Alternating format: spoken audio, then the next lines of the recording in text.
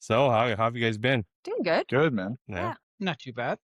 Yeah. So last night I was at the tattoo parlor for about 6 hours. So Dude, that that looks was brutal. dope. Let's It see was it, brutal. man. Oh, let me see it. I want to see it. It's a mess right now. Like it's all just Dude, that looks sick. it's a You mess right posted now. pictures So on it doesn't matter. That thing looks Sick. killer. it is. Does look really good, yeah. So we We're still gotta Bear do some. Brothers. I know.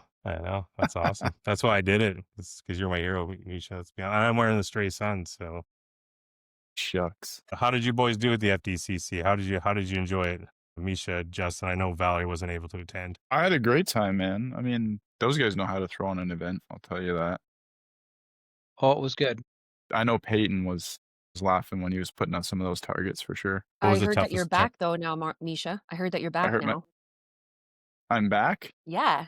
Didn't you shoot really well at the FDCC? Yeah, I shot okay. I shot 4 up, but like, Yeah, that's What do you mean that's that's okay? yeah, that's really good. well, when I'm shooting with guys that are putting 20 plus, you get a little I discouraged. know. You know what? When you guys are competing, like the men's category is so crazy competitive. It feels like you make no gains at all. Like that's what I feel. I do feel bad for like the men's category, but like in essence, you shoot so awesome and so great, and yet you don't see it because you have to compare yourself to like archers that are like doing perfect scores or shooting perfect scores. So, but Yeah. you're a great shooter, Misha. That sounds awesome. Everyone here Thank you. agrees. And just before we start getting into the show, I want to introduce my wife, Valerie. She's going to be one of our guests today. So welcome to the show, Val. Always That's a Great good to have awesome you. thoughts. times. But yeah, so we were just talking about the FDCC. I know, Misha, you did shoot pretty well. I saw your score. It was good because I took all the scores. Justin was a last minute. He showed up at the last minute. His brother paid for his ticket in. Yeah. That's awesome. So what did you think of it, Justin? Like, how did you find the course? I thought it was an absolute blast. The first half, I did better 1 to 20 in the forest than I did 1 to 20 in the field. Really? Yes. Interesting. Dude, I hated the forest. I love the forest, dude. Peyton put on a killer course in the forest. Yeah, I shot better in the forest than I did on the flat ground. Like, what kind of shots were they that you did Well, better with? he was playing with shadows and because they don't have a lot of distance there, right? So they wanted to incorporate the environment into all the shots. That's So they cool. had logs in the way, bushes, trees, branches. It's like our AR 1 to 20 loop. Yeah, that's what I was Not a going lot to of say. distance. Is that why you did really well with it, Justin? Because that's the kind of loop that you also Probably. put together. Probably. Like, so he had this deer and it was on the log, or the tree was huge, and it was a brown deer on a dark brown tree. And when you walk up and you're like, where is the target? And you're like, there it is. It was a blast. That reminds me of a lot of the targets that you've put out for us too, Justin. Well, I actually don't know where it is until see those trees over there, like that V, like in between the V, where it's the same shade, like that's where the target is. It sounds a little bit like that, but that sounds really cool. That's awesome. and shooting Even through, sorry, go ahead. sorry, or like even shooting through stuff, through trees, like didn't even trip me up. Like that was an absolute blast. They put on a fantastic course. Or Peyton put on a fantastic course from the first 1 to 20 in the forest, and then the FDCC, the Full Draw boys, put on the other one except for 20, which is a deer across the river, which is awesome course and excellent placement for that deer, man, on Peyton, man. And then there was another one, but I'd shoot it again. There's a couple like small targets. There's that tiny little Coca-Cola bear, that little 2-foot tall bear where the 12 ring is the size of a dime. They put that at like 33 yards. Mm-hmm. Yes. They had the Stegosaurus, or it's another one like the 12 is a dime, and they had that at like 25 in the shadows, and somehow I got a 12 on it. So Awesome. I was happy with that. Yeah. Ooh, So the were first there any 12? shots that you screwed up at all, or? Me? Oh God, yeah. Yeah, the last 5, I got 5 straight 8s coming out of the forest. I just got 1 8 and then couldn't get out of my head. Yeah. Started shooting upper left and They just couldn't fix it until after lunch. I went on back on the practice range after lunch Okay. Okay. Yeah. just to because I started. I don't know the term when you punch a hinge, but like when you're supposed to rotate the hinge, I just started snapping it. You're punching Yeah. it. That's Yeah. yeah. Punching it, Yeah. That'd be punching it. right? Yeah. So that when I do that, it causes it to go high left, and I just couldn't stop. But I fixed it That sounds temporarily. But that's good that you know that that's what happens. I think it's important to know like how to troubleshoot your shot while you're in the moment, because like now like when you start going up or left, you can ask yourself like, oh, am I punching my trigger? Like, am I punching my hinge? Like that's kind of a cool learning thing. Actually, Val, you should tell these guys how you do analyze your shot, because you do a lot of work with that. Like you take notes, that sort of thing. Yeah. So I have this, let me just grab it. So I have this journal I got from Lancaster, and I read this book by Lanny Basham called With Winning in Mind. It was while I was on Instagram. There was like another shooter. Her name was Girl Talk Archery, and she was another lady. She was actually a lawyer. She worked on the road, but her and her husband would take an RV and drive to every single competition out there. So she was a recurve shooter. I think she just recently started shooting a compound bow, but she reached out to me and suggested that I listen to With Winning in Mind by Lanny Basham, because a lot of my posts had to do with the mental set that I was in and being so frustrated and angry that I just, not necessarily angry, but just frustrated that I wasn't making the gains that I wanted. Because one of the things I realized was that it came in drips and drops was like how it worked. Like, so a drip a day, you get a drip a day better. And so, in this journal, it has it has a performance analysis page, and I don't think you guys can see really, but it has a performance analysis, ask you what the event is, what the practice is, and then it goes through this mental set, like a mental system and a technical system. And you have to ask yourself whether you've followed your mental system and if you followed your technical system. And then, so that's kind of like your analysis and your reflection. And then what you did that day and what you learned and what problem you're looking for a solution to and what went well that day. And so I write a lot in there.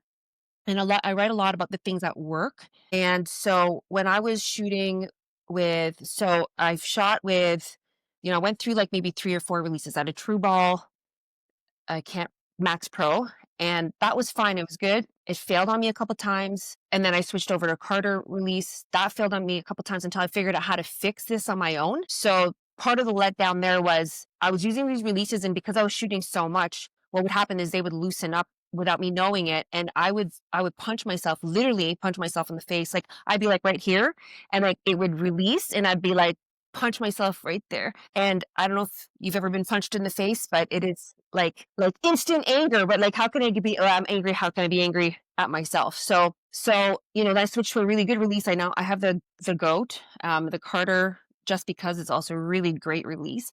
And I tried the hinge, but I could not get the consistency from it. So what I'm working on my release, there's actually so many aspects of archery to work on. And the release, I spent a lot of time. And I spent a lot of times videoing myself and watching myself release. And I spent a lot of time trying to find another anchor.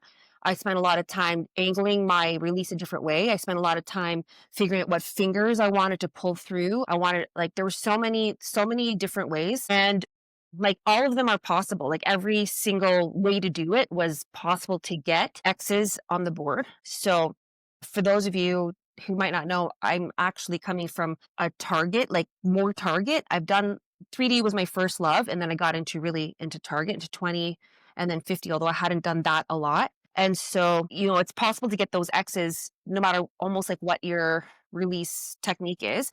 But for me, I want to get those X's really consistently all the time and be able to control what I'm doing and be able to control every aspect. So a release has almost an infinite number of points of anchors and like thoughts and where to put your hands. And so I realized that I needed to have a way to use my release that was consistent. And so it was, I had to like dig deep, put it all the way in, and use the corner of my thumb to put on the actual thumb. And I was also watching Joel Turner's shot. If you don't know, he's Bodie Turner's dad, and Bodie Turner is the youngest champion in, I don't know, NFAA or IFAA and the Vegas. So Chris and I, we watched that video. And so we talked a lot, like he talked about like this mental loop being like, he called it a closed loop, which took me a while to understand what he meant by that. But what he meant by that was that all of your decisions are made and that you're going to make those same decisions over and over again when you're in your shot process. So easier said than done, because like it's almost, I don't want to say impossible, but really, really difficult, because you're not a machine, but to get the exact pressure, to get that release exactly in the same spot, and like to have your thumb on the button and not have all of your other muscles kind of like torque the bow and everything. But it's not impossible, because we have pros. A lot of pros do it. Lots of, like, you guys are great shooters. You understand the consistency. And so a lot of video taking and a lot of analyzing and trying to figure out, and a lot of frustration, because with every single change comes a whole new, I got to move my rest, my peep, and there's all these other variations in there. That's my just the release work. Other work too, like on the riser, and then also just tuning your bow. I don't know if you guys have done that as much work on your release. Have you guys ever analyzed how you did your release? No. Oh, I know I should. It's all though. natural talent. You guys are so lucky. You just No, so not it's like- natural then. I remember, just so everybody knows, Valerie is the coach for the Royal City Bowman competitive 3D team. That So team coaches itself. she teaches me how to shoot. She teaches him how to shoot. So she's all the talent teaching us how to get better. I put in like this much, and you guys take it home. You guys are running with it. Take it home. You guys have like the heart and spirit of competitive archers. I love every minute of it, and I love every person on our team. It's really awesome. And like you guys make me look good. Yeah. So there's a lot of there's so much to analyze in terms of a release, and that doesn't even involve the other hand. Like then there's the riser hand too. So there's a lot of analysis that goes in along with that too. I'm not sure if you want to go in, if you want me to go into like the analysis of the riser. I remember you were watching me shoot, and I shot 6 arrows, and you had your release in your hand held differently for every single one of those shots. Yeah, it makes And I a was like, difference. I didn't even It makes a realize. difference. Like, I had it up here at one point. I had it more angled. I had it a little bit lower. I had Yeah. my thumb on it. I had my thumb off of it. I Like, forgot I'll it. change it on the fly, like almost every other shot, Yeah. which is probably not great for consistency, which is probably why I have a consistency problem. But Yeah, I mean, like, see, like, here's my thinking on this. Everybody has a certain amount of natural talent. And when you have a natural talent with something, things just happen instinctively. You just know how to shoot really well. And then what happens is that's when you're shooting really well and you don't have to really think about it. And then when pressure is added, and now all of a sudden you have to do it on demand, well, now you're thinking about what you're doing, and there's a little bit too much analysis at that point. It's not, now you, like, your natural talent, now you're like, what am I doing? How am I doing this? And like, it's different. Now your shooting is different. But if you take that natural talent and then you kind of figure out exactly what you're doing to get that shot, then you can kind of create like a formula in your head of how you do it every single time. And then you can gain more and more consistency as you go. That's a theory. And that's my theory anyway. And when I talk to a lot of people, it's like they're aiming and shooting at the same time. And right there, you're done. You can't do two things at once. Nobody can, right? Well, women, have a bit of an advantage at multitasking, but according to theory anyways, I don't think in archery, though, multitasking is impossible. Like multitasking is not a reality. It's a myth, right? And when I talk to people, I always tell them, like, go to the range and talk to yourself. Nobody's there. Just say, hey, I'm going to draw the bow, I'm going to anchor. Make sure your anchor's the same every time. And you can say this to yourself as you're going through it. I'm going to make sure my anchor's the same.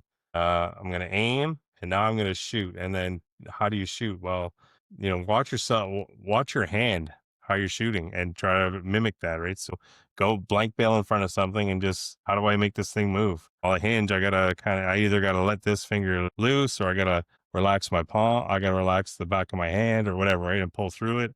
With a thumb, I'm either going to squeeze it or I'm going to put my thumb around it and I'm going to pull through it, right? But know what you're going to do before you get there. If you're guessing on what you got to do when you get there, it's game over. You're just, you're going to have like what I do every time I go out there. The first 10 targets is like 10, 11, 11, 10, 10. And all of a sudden it's like, oh, what do I do again? 5, 8, you know what I mean? So it's really, like when Valerie's talking about how she writes everything down, like that works for her, but you've got to find that method to sort of get your process down. Even if you're like, some people write it down, they write down their whole process. I think when I went to Hamilton Archery they did a continuing in competition class, right? So it was just about, when you're going to competition, Lee had us write out all the steps in our process, and that actually helped me a lot. And of course, I don't know where that is now, so I have to go and write it out again. But anyways, that's just how I kind of feel about it. It's a lot. And the other thing too is when people come to the club, I always find they already think they know how to do it, because it's just you think it's just pulling, letting go, right? That's how easy it should be, because that's what it looks like, but it's just not that easy, right? So No, people it's a think, lot more yeah, complicated. they think they can teach themselves, and it's like, like very few people can do that. I don't know too many. Like, I'm only guessing. I think Benoit has taught himself how to shoot. He's a great shot. But some people need someone to watch them, right? Like in Evan Jack, when Valerie started watching Evan, all of a sudden she realized, she saw a few things in his shot, and she let him know, and all of a sudden now he's shooting fantastic, right? It Well, went Now all of a sudden from, he's if a I could just 200 shooter. add one thing about Evan Jack, because I love this. Like, the guy, he shoots like so awesome. And for a while, he had this flinch every time. Like, when I just shot with him the one time, and I would be like, oh, we got to try to help him get rid of that flinch. But you know what? He got the middle, he got the 11s every time. And then so I was starting to wonder and like kind of just question, well, okay, like something in there is working for him. So I like kind of hesitate to like mess around with something that's working. And so anyways, I just thought that was funny. But man, he improved, and he shoots so great, and it's really awesome seeing the progression, and it's really cool to see that. Yeah, he shot really well at our event. Yeah, Justin and I shot with him and Evan. And it was like, he's got no lens. This is my first year shooting with my target bow on a 3D course. Okay. So like for me, I'm like, I have a light, I have a pin, a lighted pin, a 6x lens, and a peep clarifier. So if anyone should be able to see those rings, it's going to be me. He had none of that. He had just I don't know what his sight was, but he was hunting category. So he had no lens at all. And you know what? He was like, he just knew where those 12s were. And it's not because he could see those rings exactly, but because he knew those animals like the back of his hand. And I didn't even know, I hope I'm not giving away any of his secrets, but I had no idea how he was doing it until he started just kind of like mumbling under his breath. He's like, okay, the next one's a javelina. 3 white dots up, and that's where the 11 is. I'm like, what? Wait a minute. Like, you knew all of this? You knew this? He's That's how you cheating. know where the heck the 11s are? Because I'm like thinking I'm going out of my mind. Like, how was he seeing those rings? And I realized, no, he just got such a feel for the animal. He knows where they are. He studied them. He shoots a lot. He like goes up, takes a look, shoots it again. It's pretty awesome. When I realized it's not like what he could see, it's just he knows his content. He knows his animal. So I thought was really neat. I know where they are too, because I set them out, but I was I gonna can't say, shoot you like put him that. out there. I know. I put him out. I still can't shoot like that. I try actually a couple times. I've peaked 206, and then That's great. then it's like 190s or 180s, or you know what I mean. But it's very far and few between. I hit over 200. That's still really good though. I want to do it more consistently, Yeah. and I think it's because I developed this stupid peaking habit. Like shoot peek kind of thing. Yeah. Like, so I'm like at full draw, and then I pull it away from my face, and then I let go, and I'm like, why did I do that? You know what I mean? Yeah. But it's good that It's so dumb. it's good that you know now though. Like No, for me I to get rid of that, what I do is I go, okay, I'm going to be at full draw. Do not move your head. Don't move your head. Don't move your head. And then release. So I'll try actually, that. a really cool thing. I hope I'm not taking over because I just want to share this. So, it's your job to take over. all right. Well, so the whole reason you're on here. our friend Levy, we just love and adore him. For his birthday, Chris and I got him an online coaching session with Griff, like George Riles. And so I couldn't be there that day, but Levy took a video, and I watched that video twice. And after 2 shots, George analyzed his shot and figured out what it was. And he showed us these videos. So one of the things was after you release, your head should not be moving. So he showed us 2 videos, one of Brady Ellison, and the other one was, what was the name, Chris? Cofferty? I don't remember her name, but her last name's Caulfield. It's Caulfield. yeah. So they showed us He's in both the recurve videos, shooter. and they were super slow motion because they were meant for, he was coaching them, and they were meant for analyzing the shots. So he would watch them, he would video them, and we were watching slow motion. He would show this to Levy, and it's all on video. So he's showing them like it's like slow motion coming up here.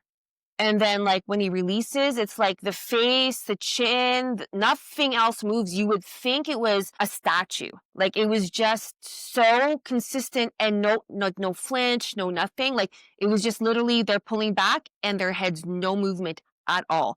And there was another video that he showed too that I just couldn't remember. So, like that. So what I did was just like right before I shoot, like if I'm working on that, I'm going to say, don't be afraid of getting your scope on the yellow and don't move your head. And usually when I do that, then I can keep my eyes open. Usually I don't have a flinch. And then like I actually can see where my pin landed right before it releases. So like I can see it if I do it right. But it's almost like you have to purposely say to yourself, okay, this time I'm going to keep my head straight. I'm not going to move. But it's a lot of muscle memory. It's a lot of repetition.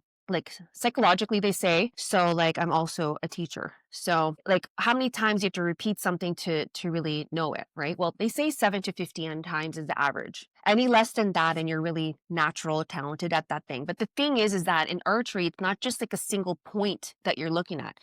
You're looking at almost an infinite number of points to think about. So like if you've got a release, one point is just where do you put your thumb on the release? Like that's just a 1 point. So like, okay, to get that down pat, how many times do you have to repeat that to get that down pat? Like 7 to 15 times. Okay, great. Now, well, what about the rest of my hand now? That I don't want these muscles here to move. So it's like almost like an impossible task, but there's so many, but still we do it and people progress forward. And I don't know if they realize how awesome that is when they improve, because it is a feat, and it is a mental accomplishment to even just get a single point down pat. And the more points, the way I see it is the more points you have down pat, the more full your formula is, and the more that like none of them are just random decisions. Every single step is an actual real intentional decision that you make that will lead you to a more consistent shot.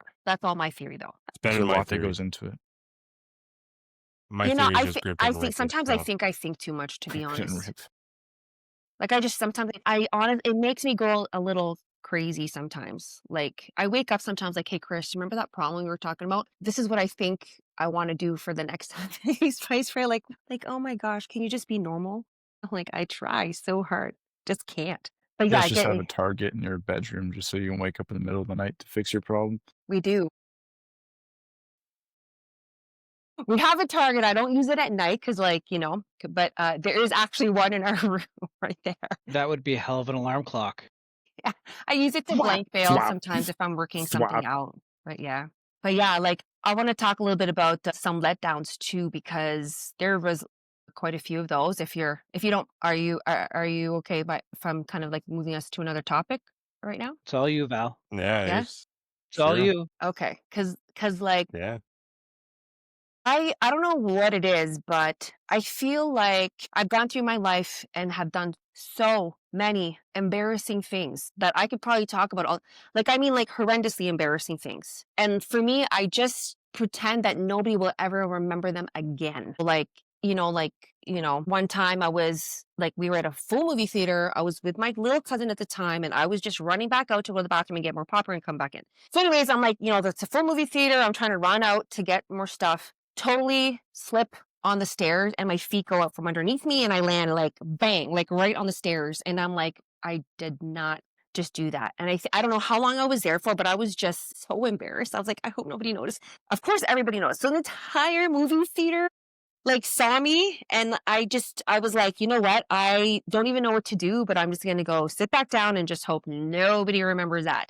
But I mean, they laughed. It was like like horrendously embarrassing. So like I feel like that type of energy has kind of followed me a little bit into like my like more progressed life now, where lots of things that have happened to me that's really embarrassing, and I try to forget about them because that's just, I think it's a superpower to forget about those things. Like just like how you forget about a really bad shot and you go to the next one, it's like a superpower to just be like, oh yeah, like I don't even remember what happened next, like a short-term memory issue.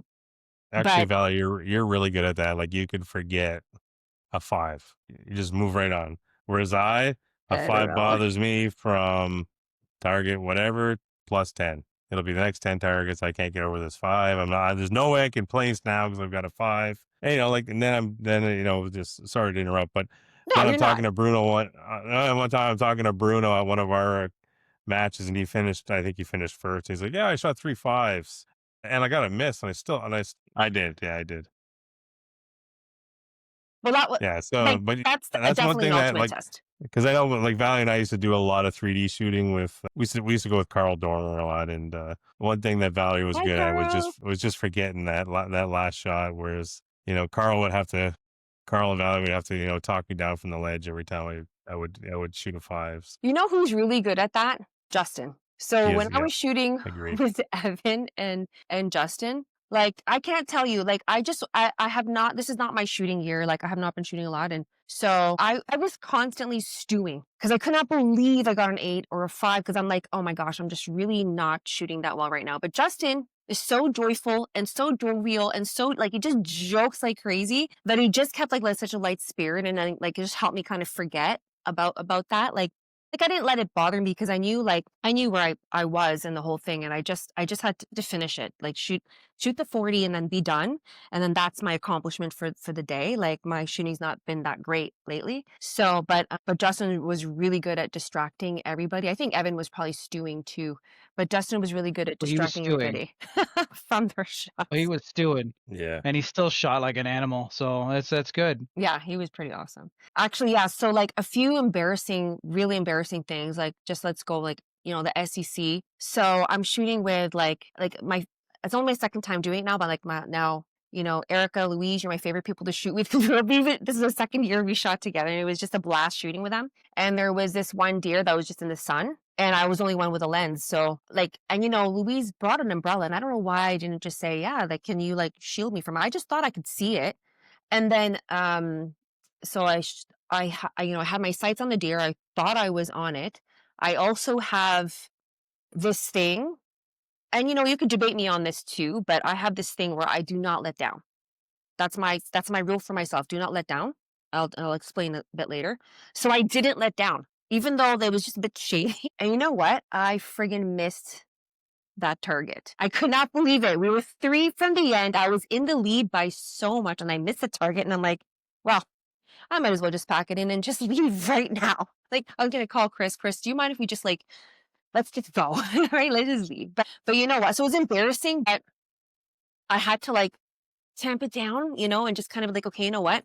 It's fine. Like, it's not like as if it's just the reward is really for me right now is shooting with these fine ladies and just finishing it and getting to the end and then seeing everybody at the end. So like that was really embarrassing. And if I can even go back further. So if you remember when I was talking about my release issues, because I didn't know at the time to that I had to tighten it. So it was every once in a while it was letting go of my D loop, and then that would result in me punching myself. So what happened was, and they gave me my brought to the shop, they weren't really sure what was wrong with it. So at the time I was shooting my PSC, I have an NTN, and that was my shooting bow for target as well. And I went to a competition, and what happened was the release malfunctioned on me. But it didn't just malfunction on me and me punch myself. What happened was it malfunctioned, and then my bow sprung from my hand, bounced on the floor, rolled over. I'm in lane 5, and Manuel is in lane 1. Rolled over to his feet. He was still in full draw. He was a really excellent shooter. I'm pretty sure he was running first at the time. And then I'm like, oh my God, what am I going to do? And I'm on the line, and there's certain rules I wasn't sure about. So I knew I wasn't supposed to leave the line.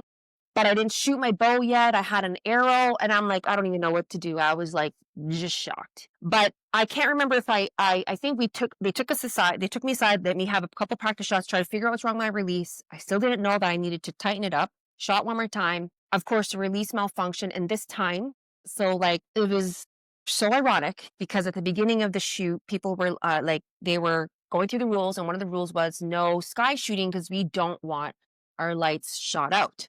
And I'm like, who's going to sky shoot? That's ridiculous. And at the time, I didn't really know what it was. But sky shooting is when you're drawing and you're already like upwards. Like that's my understanding. But I wasn't doing that. But because my release malfunctioned, what happened was I guess I was pointing to the sky when it released and proceeded to hit one of their lights that was like, there had a 30-foot ceiling. I don't know how many. All I know was that I was embarrassed out of my mind. Like that It's was about like 20.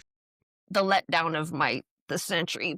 And it was so embarrassing because they had to stop the whole competition. Actually, I'm not sure. I don't even remember because it was so No, traumatic. I don't even remember everything. they didn't stop it. They stopped to help you first. They got you off the line, but they left the arrow in there till the end, and they had to get I don't remember what they had to get like a full size Ladder, ladder.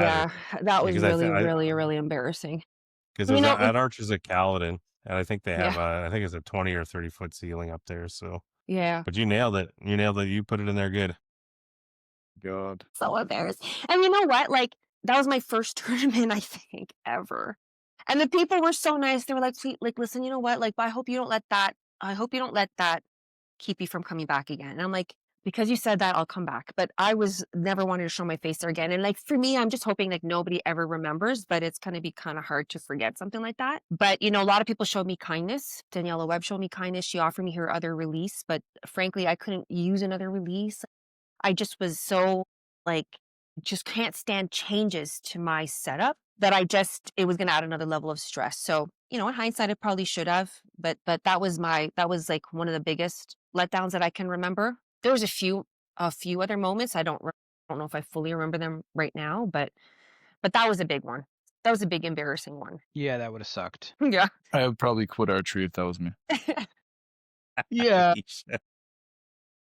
And that's, Never you know, like picking up a bow I have a again. mantra, which is, you know what, just try to act normal, try to act normal, try to act normal, try to be normal. And sometimes it works and sometimes it doesn't, but things always happen and I just have to laugh. I just have to laugh. So like, yeah, I think which I want to mention too, that the other thing, I know I'm kind of like pivoting again, but that don't want to forget because you know, our team, Royal City Bowman, we are 3D range, right? So I found that I shot 3D the best when my 20-yard target was at like when I was doing really well on my 20-yard target. That's when I shot 3D the best. So I think it goes like hand in hand because like the reason why I love 20-yard, because a lot of people are like, it's so boring. And I can see why, because it's repetitive, but like, I can't tell you how much thinking there's going on before the shot, after the shot, and like while I'm shooting. That's why it's like, I just like, you know, and everybody like who's shooting thinks after the shot, and you should be thinking because that's feedback for what you did.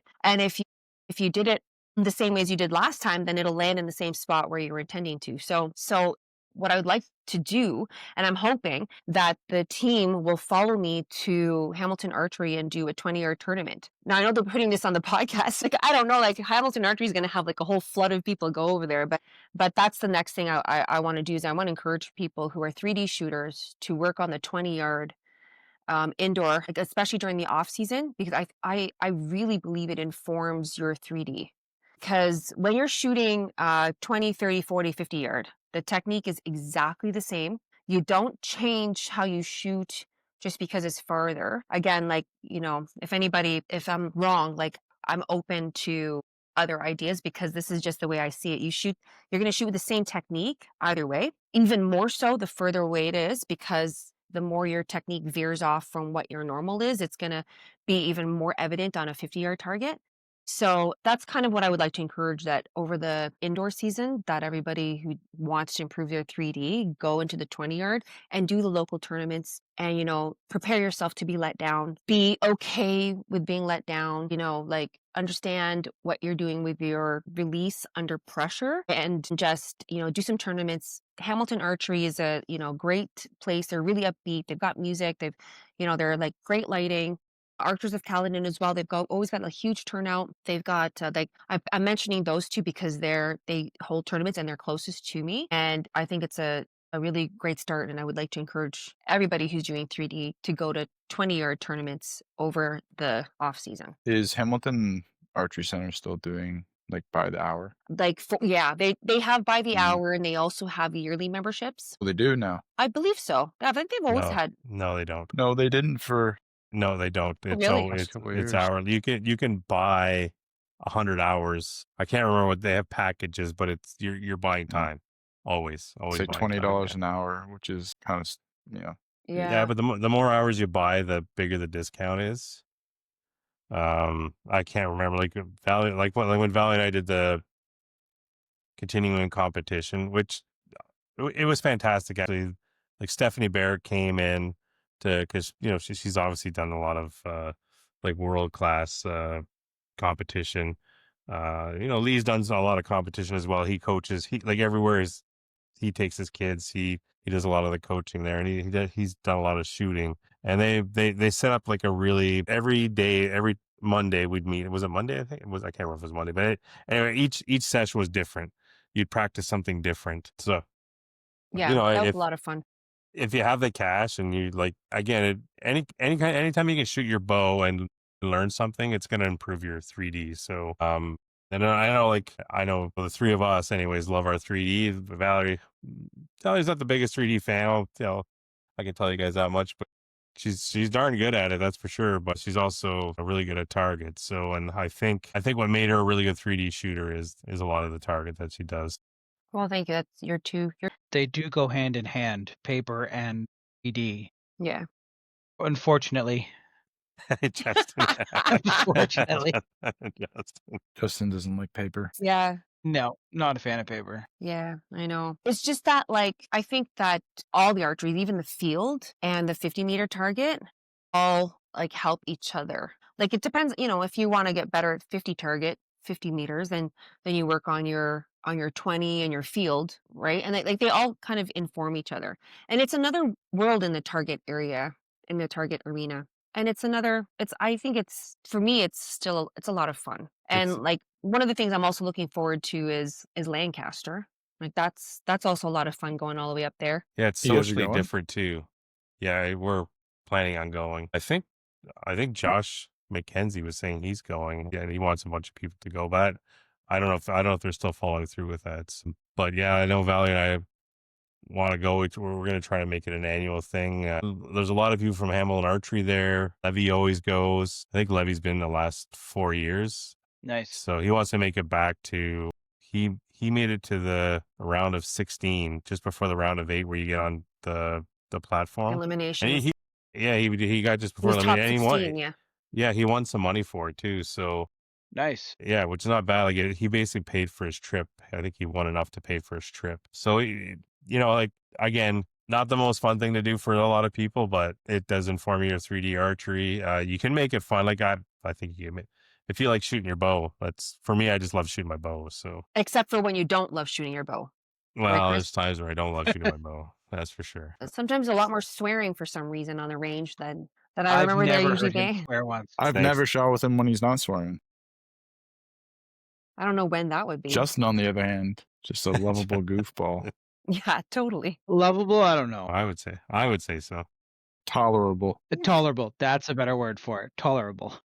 Everybody at the club loves Justin. The kids love Justin. Totally. It's amazing. Like when the little guys come out, was it Brent from Vortex? Yeah. His little guy. Bo. And Bo, oh my God, that kid just loves Justin.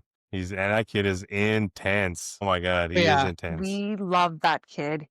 He awesome. Was such a cutie patootie, biggest personality.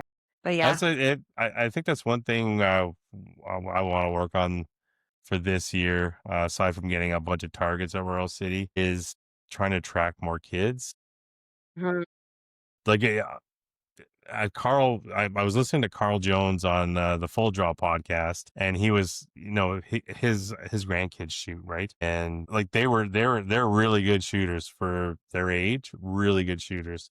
I don't know about you guys, but when I go to the SEC, I love watch. There's two categories I love watching. It's the kids, because these guys are serious, man. They're dead serious when they're up there. You know, And they they're might be good. 10, they might be 11, but they're dead serious. They're going to shoot a 14, or they're going to shoot an upper 12. They don't care. That's what they're going to do.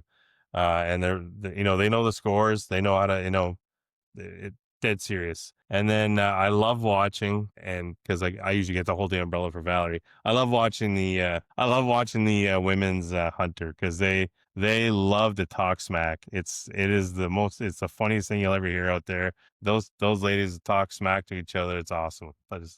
But we love Just each other. yeah. Like we have to find a way to record this stuff, like the SEC, these types of shoot offs and shoot downs, like somehow, and then have some kind of like commentators in the background, that sort of thing. I just think it's so worth it. Like, I don't know how much it would take to do it, but I think there's got to be a way we can do it. Like, all you need is a couple of cameras, right? And then, an audio interface and some laptops, and you can record it. I think it would be fantastic. And maybe and if you could have like a boom mic out on especially the ladies out there, and they're jibber jabbing around each other, it would be. And I think YouTube It would. was I think actually it would so definitely. cute. It'd have to be viral. It'd have to go viral. It was so So cute live because stream it. like Erica was like, listen, guys, just letting you know, like, I can't remember the exact words. She's like, but I just want you to know I am going to be chirping at you all the time. And then Daniela, so Benoit's wife, right? So she was shooting too. She was shooting really well. She was shooting with me on her team, and she was like shooting 10s and after like 10 after 10, she was just doing really well. And I think that was her first big tournament. And like Daniela was like, oh, can't we just be like nice and kind to each other? And Erica was like, no, definitely not. And I thought it was so funny. And so like, even when Daniela was shooting, I'm pretty sure Erica was like, nice shot, Danielle. And then Erica would shoot, and I'm like, nice shot, Erica. I mean, it was a 10. Like, we do 10s and like 11s, and there's no 11s, but like we would shoot the 10s, because like when you have like your hunting category women's and you don't want to like risk too much, you're going for the 10. So it was pretty funny. And there's some like seriously competitive ladies. Like, I mean, not just in terms of shooting, like they are intense. Like I don't want to speak for anybody. Like, Erin Lee is intense. Daniela Webb is an intense shooter. Like, when she's shooting, she's intense. Like, Yeah, in a positive way. Like, there's a lot to say about that. Yeah, for focused. sure. Yeah. Yeah, they're focused. Oh, she's very focused. Very Yeah. focused. She was in the women's group for the FDCC. Yeah. So she was she started a couple targets behind us. So when we got to target 20 or 18, 19, 20 on the grass area, we were in each other. So I was just like watching them, or I was talking to Crystal, but I was watching her. Like, she is super focused, the way she gets everything all set up, and then like shoots. You're like, holy shit, I want to be like that. Yeah. You're talking about Daniela? Oh yeah. Yeah. And she also helped that young girl. Erin That young girl in her group is also like fantastic 3D shooter too. So I'm not sure if you're referring to her, but they both have their ways to shoot that is admirable, honestly. So Val, I don't know, like, you shot with guys and gals. Like, what do you think's the main, or if there is a difference? I don't know if there is a difference when you're shooting with guys versus girls. Like, Honestly, like when I'm shooting with ladies, so like my first time when I shot like in a tournament, I really felt like the cold shoulders. Like, because I was new, nobody knew me. Who the heck am I? I'm like shooting like a hunting bow. Like, so I like really felt the cold shoulders. But I really feel like the ripple effect, you can have an effect on your environment by slowly like just changing things up. And like, I did not want to have that cold shoulder. So like for me, I always like, hey, like, yes, I'm competing here, but I'm not hating you. Like, I'm just competing skill to skill set with you. I'm not hating you. I still want to be friends with you and like you.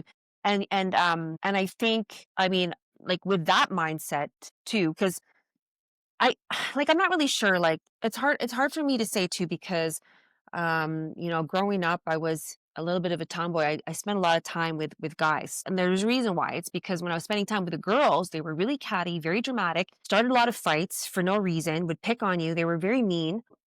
I just found it was a lot calmer, like hanging out with boys. Like the emotions were not running so high. It wasn't so complicated. Like if I said something, that's what I meant. Like what I mean is what I say. Whereas girls were like kind of twisted. But that's growing up. That's like high school. So when we were in archery and I was shooting in like beside the other women, and I feel the cold shoulder like from the beginning.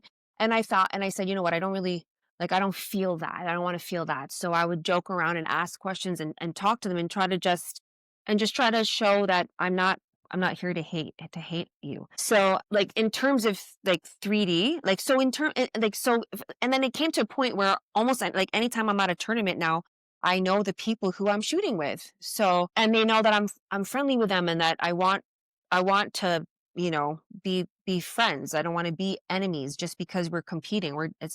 I still want it to be a friendly game. So, but when I'm shooting like 3D, I hadn't really had a chance to shoot a lot. Like there's a lot more laughter, I think. When I was shooting like Erica Louise Danielle, there was a lot more laughter. Like I think it's also the vibe of the SCC as well. It's like, it was a lot of fun. I don't really see that there's there's no negative difference shooting with guys or girls. I don't really see a big difference. I wish I could give you a more juicy answer, but from my experience, it's been pretty like pleasant to shoot with pretty much everyone I've shot with. It's been a pretty pleasant experience and I've learned something. Usually I've learned that I can't do 40 targets with a target bow without killing my neck and my back.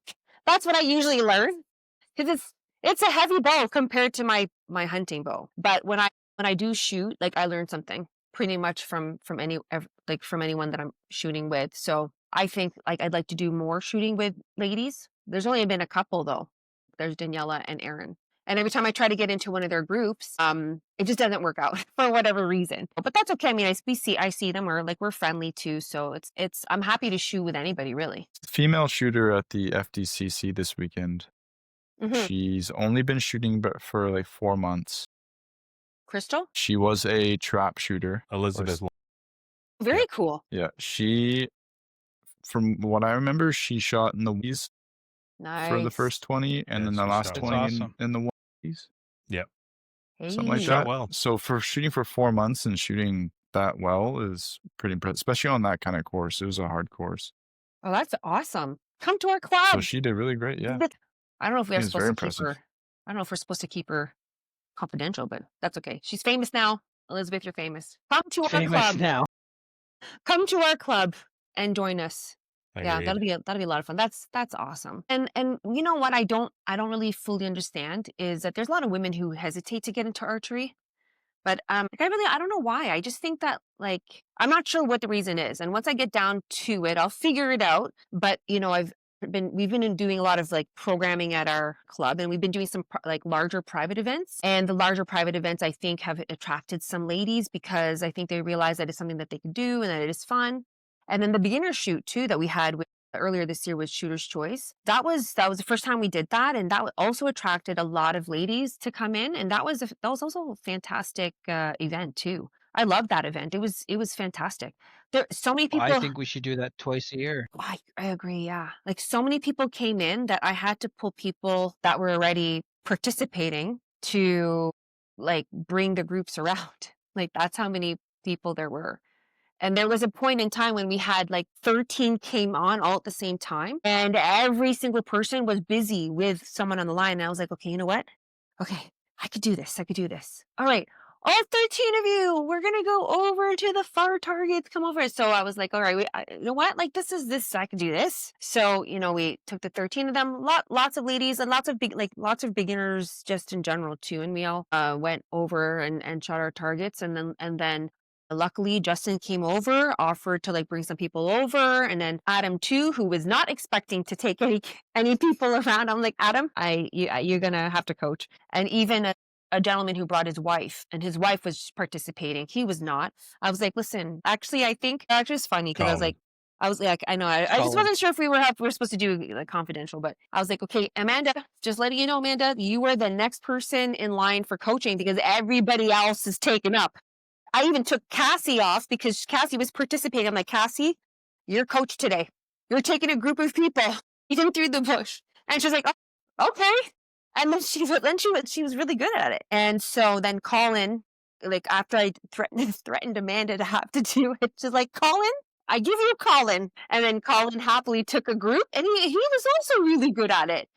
And like I just loved it was just such a relaxing and like and the funny thing too was nobody had to do all 20 targets. Like I just in my mind it was like you do 5 or 10 targets, you're probably going to get tired, you want to go get something to eat, shoot a little bit on the tennis court. But you know what? Nobody wanted to finish earlier than 20 targets. They all wanted to do the whole loop. And in fact, some people were even on the back loop that I didn't know. So we started closing down the barbecue before they started coming out. And I was like, okay, I'm counting the people. I'm like, I feel like I'm short, but I don't know where they are because we were all supposed to be in the front loop. And then I faked 10 more people came out, and poor Doug had to turn the barbecue back on, take the burgers out of my car again, and start cooking it up some more, take out the plate. It was pretty funny that they all wanted to shoot all 20 targets, and all the coaches that we like employed all wanted to teach them and go around with them. Even James, who was supposed to stay on, like there, he had a little tent there, like so he was our bow tech. He was our resident bow tech. But I told him too. I was like, "Okay, Jay, like this is before I told Amanda that she was next. I told James like you're next because there's nobody else that I need to manage this whole this." And so then James had to leave. That's James from the bow shop, right? From From Shooter's Shooter's Choice. Choice, yeah. So he also had to go in, and I'm like, you know what? I've left our Botex tent unmanned. I'm like, well, what else could I do? It was a great event, and I just hope that more people come out to shoot. I think I'm not sure what the fear is. If anybody can enlighten me on what it is, on like the hesitation and why women don't want to come out and shoot. Like, I'd like to kind of like address it I and think see it's if I can bring out more ladies. I think it's the same reason that there's guys that don't want to shoot. It's just a matter of interest, I think. If it's not something that really fascinates you or interests you, we all have different interests. That's what makes the world very interesting, I guess. So I think that's that's all it is. It's just a matter of interest. There's a lot of interest, at least from the people that I talk to. There's a lot of interest. Now, most of them are male, and then there's some females, but they're interested. It could come down to getting a bow as well, right? Like fair. cost. Yeah, because, that's a good point. right, you look at like CJ and them were talking about on their podcast the new one, the Bowtech The Ascend is like $1,300 or something. $10.99. $10.99. Yeah, but which is still expensive. Probably add taxes and Yeah. right. Like you're still $1,300. That's crazy, right? Just for a bare bow. Yeah, that's true. Yeah. Okay, well, on the other hand, though, you still have like the diamond bows or bear. You're correct. Or they could switch to recurve or buy used bow. Yeah. Yeah. I think it's a matter of, if you don't hunt or know anybody that hunts, you're not really going to think of shooting archery or 3D archery for one. That's fair. I have friends that have asked me about it and they have interest in it. And I also have friends that think it's nerdy, think it's stupid. Nerdy? And nerdy. Boring. Yeah. Fighting words for Valerie. Yeah, I don't get that. I can see their point, as in it being nerdy or boring compared to, firearms and whatnot. Everybody loves shooting guns. It's more fun. But archery is definitely more technical. Mm-hmm. Some people find that boring. I don't know. People are like, oh, you're just standing there and shooting at a target, like a foam target or a paper target. Doesn't seem too enticing. That's like what my 13-year-old says. He does say that because he's cheaper. Used to like team sports. So for him, that's interesting. Like he's into ball hockey, soccer, like playing with a team.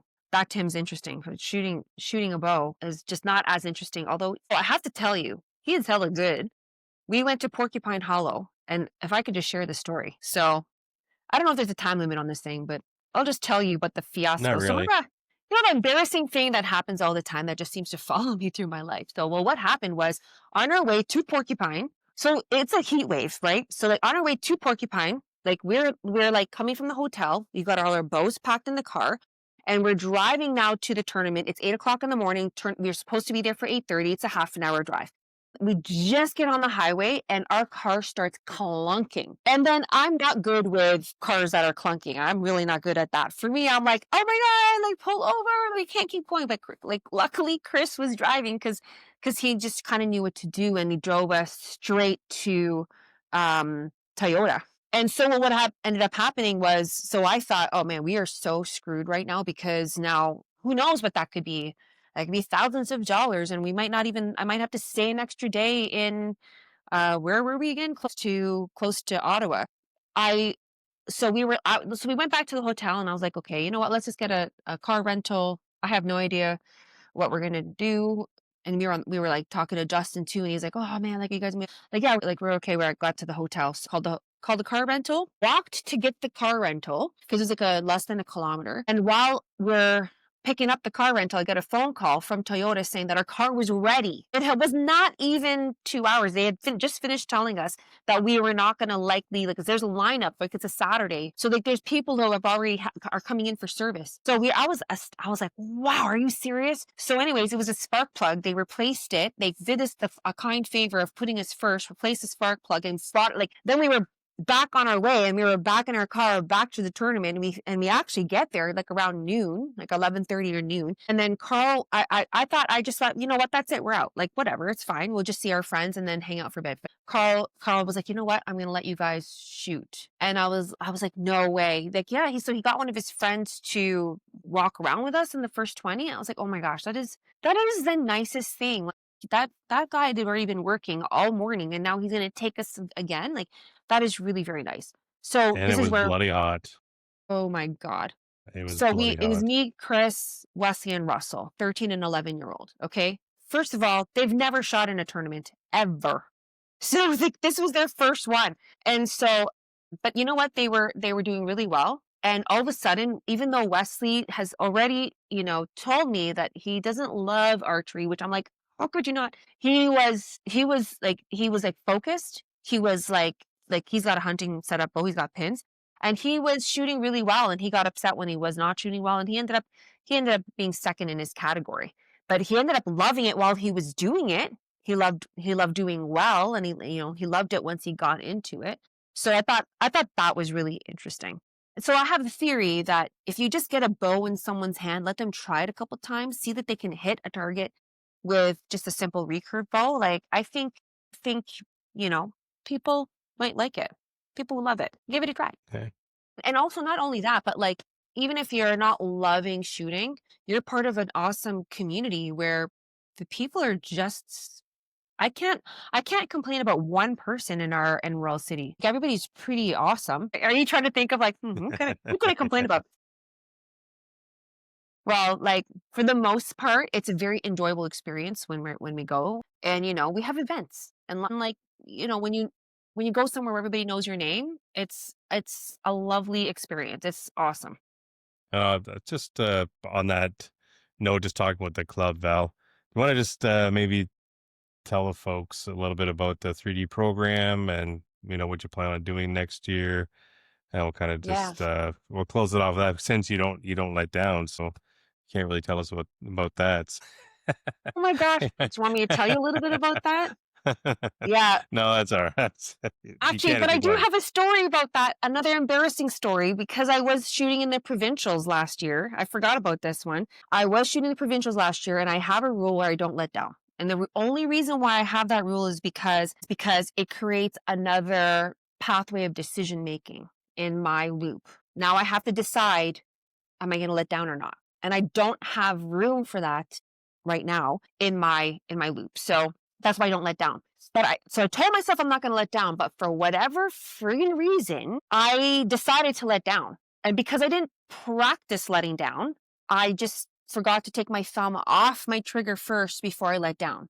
And wouldn't you know that I shot that arrow into the ground, like, and it bounced off and into the wall. Like, I lost No. that 10, like, that's a 10, like, miss. It's like, now I'm like really out of the competition. So, yeah, like, I just have all these embarrassing moments I just completely forgot about. But yeah, so I did let down, and then I let myself down when I let down. So that's why you so never let down. that's Yeah. where you learn never to let down. Gotcha.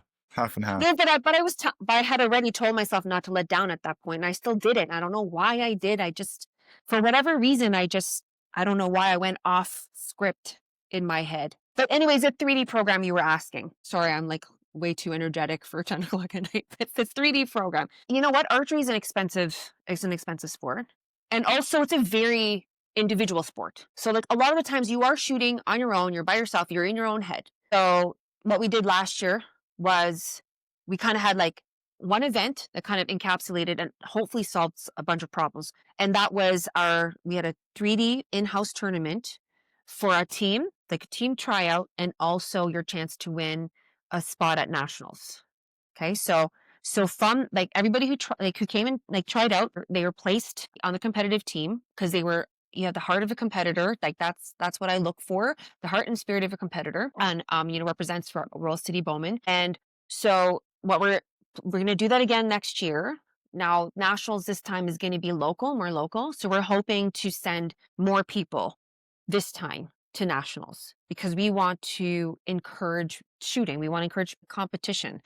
I think it's really good for our community, really good for our sport, really, supports the efforts that everyone else is making to try to promote archery. The nationals the provincials? Actually, I don't want to speak out of turn because I can't quite remember where the nationals Nope. is. We're supposed to know where any of them are, but I know where they are. Oh, okay. So then in that case, all right, then. It's already been. I know provincials has been announced. I think it's going to be an AIM, and I'm pretty sure nationals is as well. So Oh, okay. Archers in Muskoka, which yeah.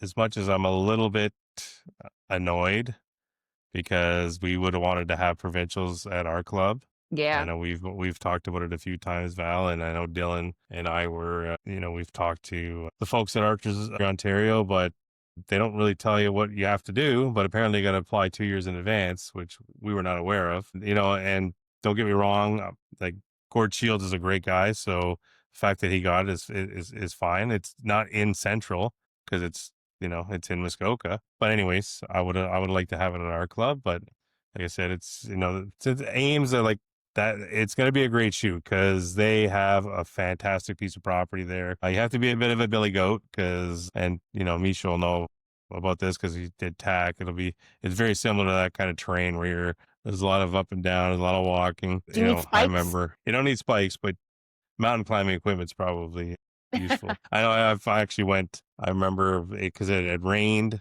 and the trail gets really muddy in one area and I must have slipped 20 feet down that trail. And I'm like going by people's bows and just holding on to my bow, hoping I don't crash into somebody's. And I finally was able to stop myself. And I was like, I just want to go home because I was already shooting terrible. And now I'm like full of mud. And I'm like, I've had enough. And that was your letdown. That was my letdown. Yeah, that was that whole tournament was my letdown. I finished dead last. Because when I had fallen with the bow, it had kind of knocked everything out of kilter, and I don't think I hit a 12 for the rest of the tournament. I was trying to adjust everything, and at that point, it's like it's too late. Yeah, that's understandable, though, that you didn't, do so well after that. Yeah, and I was already having some difficulties with target panic. I developed some pretty serious target panic before the tournaments. Yeah. Well, we will always have 2031 for trying to get our club for the provincials and the nationals. Yeah. 2031, baby. That'll be our year. If I'm still around by then, holy mackerel, I'm pretty old by then. So don't count. It's only 6 years. Yeah. All right, Val, it was great to have you on. Thanks for having me. Yeah. Good seeing you guys. Coming out. That was a lot of fun. Yeah, it was good seeing you too. Can't wait to see all you guys at the club. So yeah, tomorrow. I'll see you guys on the 19th. On the 19th, yes. For homecoming and year end. Yeah, it'll be awesome. Yeah, that'll be Benoit. awesome. Benoit, I think I'm going to be asking Benoit if he wants to come on. CJ and a few of the other guys come on the show and just talk about archery and it's to let the whole let down ideas. But yeah, this was good. This is really good, Val. I always do. Yeah. And just if you could just finish up your thought, because maybe your listeners might not know, but our homecoming is celebrating Ben, Walter, and Louise, who all went from our club to Alita, Alberta to shoot in nationals. Louise was the one that we sponsored. Ben and Walter just went on their own. Like, I don't think they would have gone if they hadn't known about it. So we are celebrating their homecoming and their accomplishments. Because just getting there is a accomplishment, and just completing the course is an accomplishment. But I do want to mention too that Ben Boulet actually won first place in the national tournament. So big congratulations totally to him. Yeah, he wasn't even gonna go. Yeah. He's like, wasn't even interested. yeah, I think I'll go next year. I go, dude, you should go. Yeah. You could give Peyton a good run for his money. He goes, do you think? I go, yeah. Like he's go. been like And all he's these like, oh, local think about it. tournaments. He's never been to one provincial tournament. And all of a sudden, he just went straight to like, boom, nationals, and just was like, and who's won. this guy? And Showed won. up and balled out, man. Yeah. What, he shoots 212s? Something like that, yeah. 32 or Out 33 of some 12. crazy 60, amount, yeah. 60 targets? That's insane, man. Insane. Yeah. I am Over surprised half he's of not them were been 12s. offered any kind of Wow. sponsorships Because yet. he shoots a prime. An 8-year-old Oh my prime. God, we gotta But get him he's- off these into his hand. Well, Justin, no, he you're will the only not get one rid of that out. thing, man. He No, just won that he's new good. Bowtech Carbon 1, and he's Yeah. not going to shoot that. Yeah, he as just his got the target Carbon bow. 1X. Oh, so he's gonna shoot it? Is he gonna use it? No, he's going to make that his hunting No. bow. He But he's doesn't want to gonna get rid of use- the... Oh, I mean, it does have a lot of good luck in it. But he's got that prime tuned, man. Like that guy, he spends a lot of time tuning his bow. He spends a lot of time tuning his arrows. You can't take anything away from him. He's definitely got the skill. And then he just adds on top of that. He does a lot of bow tuning and arrow tuning and that sort of thing. So And shooting. The guy He said it kills took it, him you know? years to get that thing Yeah. tuned. shooting. Like you wouldn't know it though, like the way he acts. It's like he's like, yeah, where'd you get those arrows from? And I think somebody else was asking him. He's like, oh, I think I got this from Amazon. You got your arrows from Amazon? Like, okay, like, and you're shooting lights out. Like, wow, like you were just like amazing. So That's natural just make- talent right there. yeah, That's that's natural natural talent. Well, he's Yeah. totally natural talent. Yeah, natural talent. And then I think he gets what's happening. Like, I don't even want to touch his any technique or form or anything. Just do whatever you're doing. You told me that his bows or his cams are so out of tune. Oh, really? Well, did Like I tell you that? No, he No. did. He did. He goes, his top cam is like it goes to, I don't know, it releases faster or Oh, like, first. oh, yeah. So like it's, I don't know which one's Interesting. sure at the top. Some people do that on purpose. Like, but I mean, Well, I it don't- works for him, so Yeah. you know what?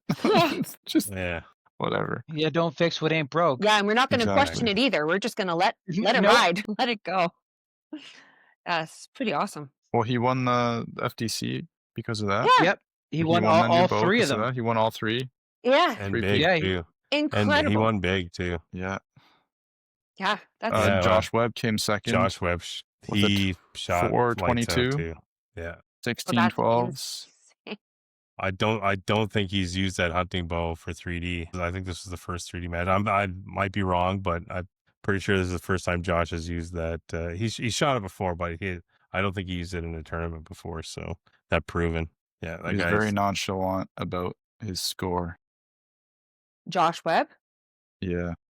He's a really good shooter too. So it's like, it was lunchtime and I sat down and he goes, how'd it go? I, not too great. He goes, well, what's great for you? I go, well, above 200 would be great for me. He goes, oh, okay. Well, you know, what did the rest of you guys in your group shoot? I was like, Austin's even, Benoit's 6 up. And he goes, okay, I'm going to shut up then.